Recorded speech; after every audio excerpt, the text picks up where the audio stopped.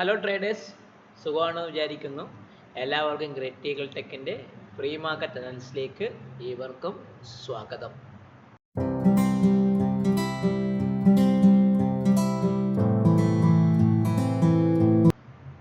ഇന്നലെ അമേരിക്ക മാർക്കറ്റൊക്കെ നല്ല അടിപൊളി അടാറ് മൂവ്മെൻ്റ് ഒക്കെ തന്ന മാർക്കറ്റായിരുന്നു.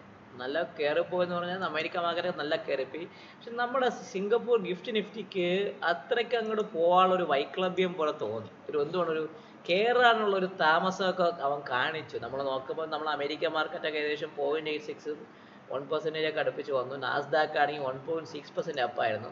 പക്ഷെ നമ്മുടെ ഗിഫ്റ്റ് നിഫ്റ്റി നോക്കുകയാണെങ്കിൽ 23,293 ഭാഗത്താണ് അവൻ നിന്നത്. അവനെ സംബന്ധിച്ച് 23,300 മുകളിലൊക്കെ ഒരു പോകാനുള്ള ശ്രമം നടത്തിയെങ്കിൽ കൂടി നടക്കുന്നില്ല എന്നർത്ഥം. നിങ്ങൾ കഴിഞ്ഞ ഒരാഴ്ച മൊത്തവും കഴിഞ്ഞ തിങ്കളാഴ്ചത്തെ ഒരു ക്യാൻഡിലിനകത്ത് കിടന്നാണ് നിഫ്റ്റി കൃത്യമായി കളിച്ചത്. അപ്പോൾ ചുരുക്കി പറഞ്ഞാൽ മാർക്കറ്റ് നമ്മൾ ഇന്നലെ വെള്ളിയാഴ്ച നമ്മളെ മാർക്കറ്റിൽ കൃത്യമായി പറയുകയാണെങ്കിൽ ബെയറിഷ് റെഫറൻസ് താഴെ ഓപ്പൺ ചെയ്ത് ഫസ്റ്റ് ടാർഗറ്റ് സെക്കൻഡ് ടാർഗറ്റ് തരികയും ചെയ്തു.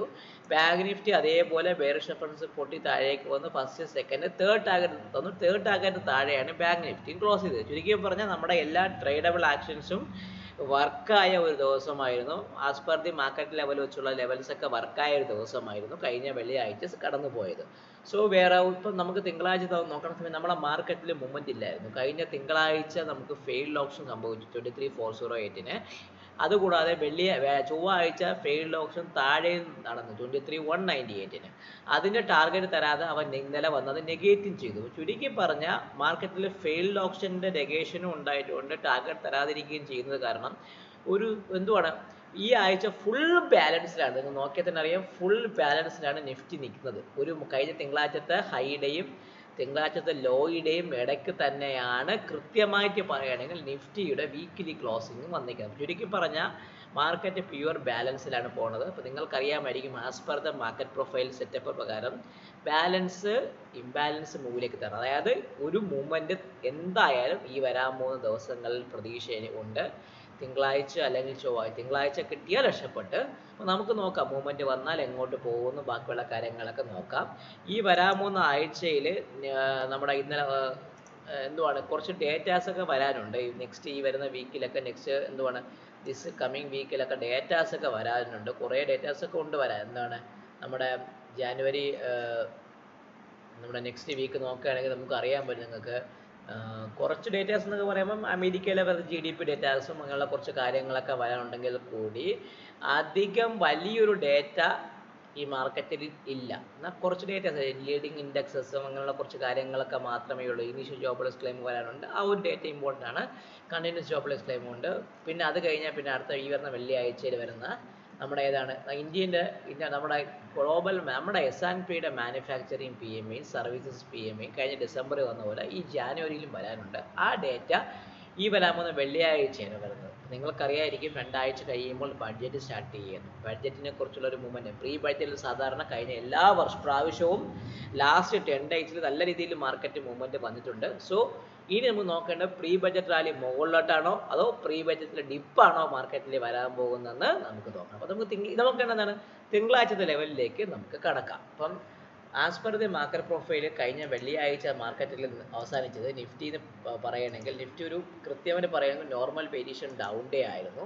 അപ്പം ഫസ്റ്റ് ടാർഗറ്റ് താഴേക്ക് തന്ന് ഡി സൈഡിൽ എക്സ്റ്റൻഷൻ D4 ഡിറക്ഷൻ തന്നതിന് ശേഷം തിരിച്ച് POCയുടെ ഭാഗത്താണ് ക്ലോസ് ചെയ്തിരിക്കുന്നത്. അപ്പോൾ ചുരുക്കി പറഞ്ഞ ഈ ആഴ്ച ഫുള്ള് മാർക്കറ്റ് നിൽക്കുകയാണ്. നിഫ്റ്റിയെ സംബന്ധിച്ച് 23,166 സ്ട്രോങ് സപ്പോർട്ടീവായിട്ട് ആക്ട് ചെയ്യുന്നുണ്ട്.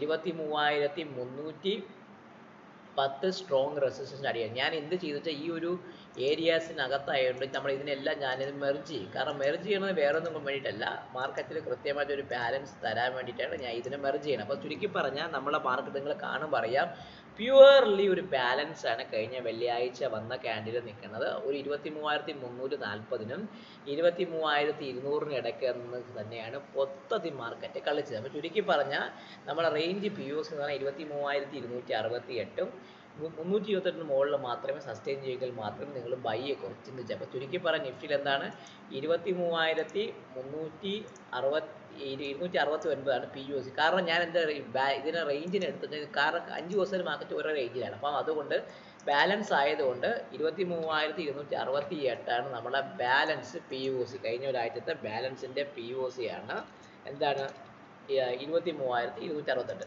നമ്മുടെ ബുള്ളിഷ് റെഫറൻസ് എന്ന് പറയുമ്പം 23,330 മുകളിൽ മാത്രമേ ബൈയെ കുറിച്ച് ചിന്തിച്ചാൽ. എത്രയാണ് ബുള്ളിഷ് റെഫറൻസ് എന്ന് പറയുമ്പോൾ 23,330 മുകളിൽ മാത്രമേ നിങ്ങളൊരു ബൈയെ കുറിച്ച് ചിന്തിച്ചാൽ മതി.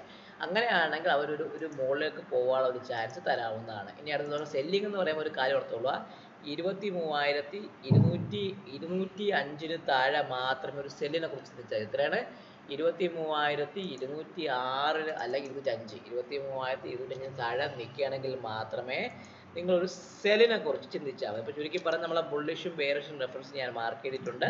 നമുക്കിനി നോക്കേണ്ടത് ഈ ലെവൽസുകൾ വർക്കാവോ നോക്കാം. അപ്പം 23,330 മുകളിൽ മാർക്കറ്റ് നിൽക്കുകയാണെങ്കിൽ ഫസ്റ്റ് ടാർഗറ്റ് എന്നുള്ള 23,375. എത്രയാണ് 23,375 അല്ല, സോറി 23,408 ആണ് R1. അതായത് ഫസ്റ്റ് ടാർഗറ്റ് 305 അല്ല, പകരം 23,408 ഫസ്റ്റ് ടാർഗറ്റ്. എന്നെ സംബന്ധിച്ചുള്ള ഫസ്റ്റ് ടാർഗറ്റ്.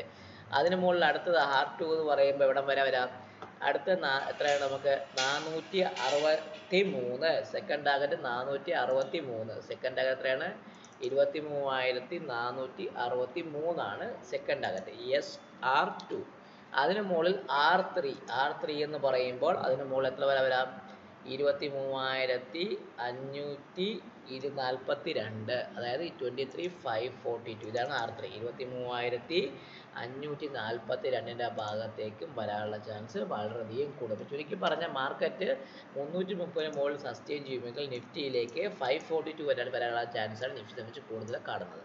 ഇനി നമ്മൾ 205 താഴെ മാർക്കറ്റ് നിൽക്കുകയാണെങ്കിൽ ഫസ്റ്റ് ടാർഗറ്റ് എന്ന നിലയിൽ അവൻ 23,150 വരാൻ ചാൻസ് ആണ്. അത്രയും R1 എന്ന് പറയുമ്പം 23,150 R1 സോറി മാറിപ്പോയി. S1 ഫസ്റ്റ് സപ്പോർട്ട് അത് 23,150.